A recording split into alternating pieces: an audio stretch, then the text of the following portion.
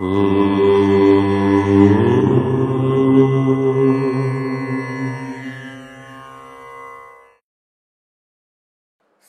గణేశ శారదా దత్తాత్రేయ సద్గురు పరబ్రహ్మణే నమః. స్వధర్మ ప్రేక్షకులలో కుంభరాశి వారందరికీ కూడా క్రోధినామ సంవత్సర ఉగాది శుభాకాంక్షలు తెలియచేస్తూ, కుంభరాశి వారికి క్రోధినామ సంవత్సర ఫలితాలు ఎలా ఉండబోతున్నాయో ఇప్పుడు చూద్దాం. ధనిష్ట 3-4 పాదాలు, శతభిషం 4 పాదాలు, పూర్వభాద్ర 3 పాదాలు కలిస్తే కుంభరాశి. కుంభరాశి వారికి ఆదాయం 14, వ్యయం 14, రాజ్యపూజ్యం 6, అవమానం 1.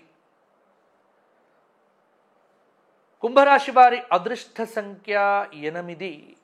సోమ, మంగళ, శుక్రవారాలు కుంభరాశి వారికి యోగదాయకంగా ఉంటాయి. మరి కుంభరాశి వారికి ఈ సంవత్సరం ఎలా ఉండబోతోంది? గురువు మే 1 వరకు మేషరాశిలో 3వ స్థానంలో శుభుడు కావటం చేత బాగుంటుంది.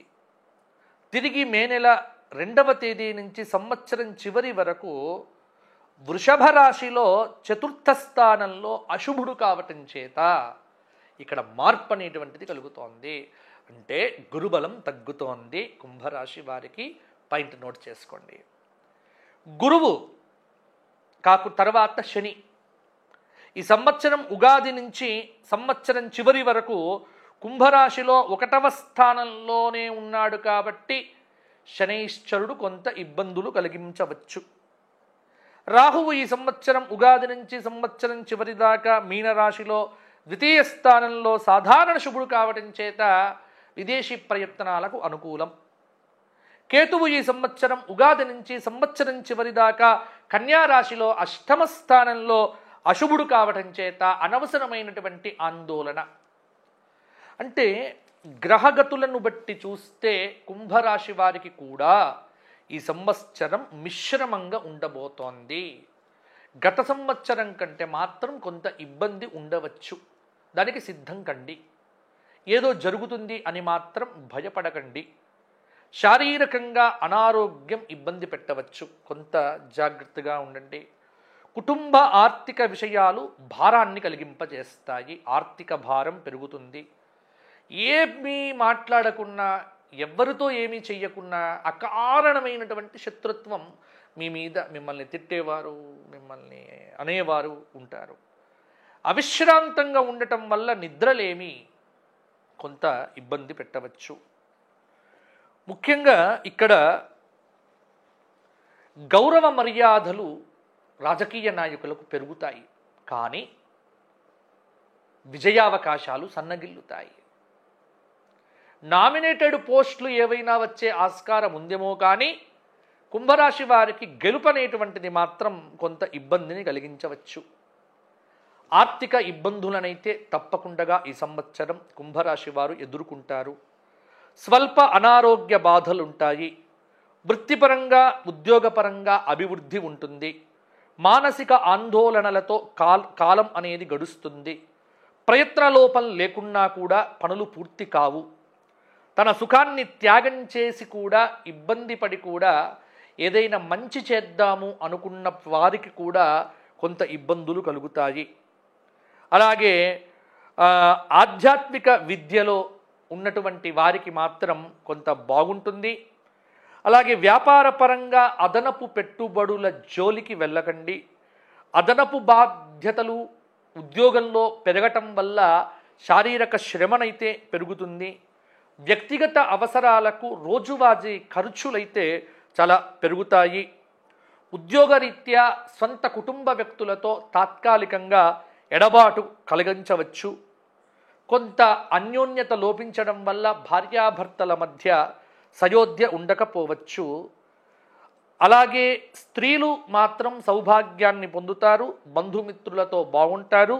ప్రయాణాలు జాగ్రత్తగా చేయటం మంచిది.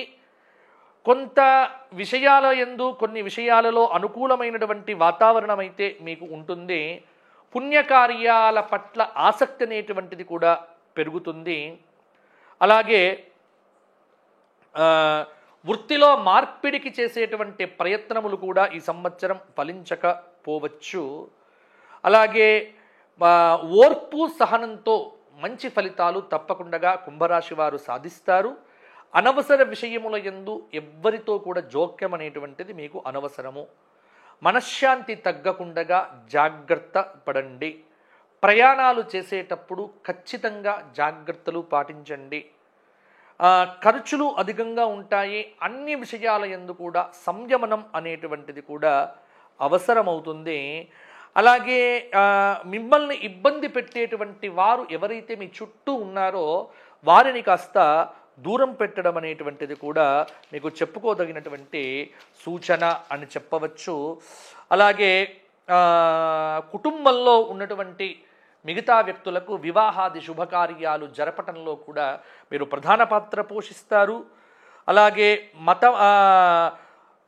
తండ్రి తల్లి మొదలైనటువంటి వారి ఆరోగ్యాలకు కొంత ధనాన్ని వెచ్చిస్తూ ఉంటారు. అలాగే భార్య తరపు ఉన్నటువంటి బంధువులకు చక్కటి ప్రాధాన్యతను కూడా ఇస్తారు. వ్యాపార పరంగా ఒడిదుడుకులు అనేటువంటివి ఖచ్చితంగా ఉంటాయి. నూతన పరిచయాలు అవుతాయి. కుటుంబంలో కలహాలు అనేటువంటివి లేకుండా జాగ్రత్త పడండి. బద్ధకం అనేటువంటిదే మీకు ప్రధానమైనటువంటి శత్రువు. కాబట్టి కొంత కుంభరాశి వారికి గురుబలం అనేటువంటిది లేకపోవటము, అలాగే ఏలిననాటి శని కొనసాగుతూ ఉండటము, అలాగే గ్రహబలం అనేటువంటిది అతి స్వల్పం కావటం చేత ఆర్థిక పరంగా, ఆరోగ్యపరంగా, అభివృద్ధి పరంగా అనేక జాగ్రత్తలైతే ఈ సంవత్సరం కుంభరాశి వారు తప్పకుండా తీసుకోవటం అనేటువంటిది మంచిది. అందుకే కుంభరాశి వారికి పరిహారాల విషయానికి వచ్చినట్లయితే ఈ సంవత్సరం కుంభరాశి వారు పరిహారాల విషయంలోనైతే ముఖ్యంగా వీరు నవగ్రహ స్తోత్ర పారాయణం ప్రతిరోజు కూడా చెయ్యండి. 8 శుక్రవారములు కనకదుర్గ అమ్మవారి ఆలయంలో మీ పేరుతో అర్చన చేయించుకోండి. గురువారం దత్తక్షేత్ర సందర్శనంతో పాటుగా దత్తాత్రేయ స్తోత్ర పారాయణం, గురుచరిత్ర పారాయణం చెయ్యండి. అలాగే 3 గురువారములు శనగలు గుగ్గుళ్ళుగా చేసి గోక్షేత్రంలో సమర్పించండి.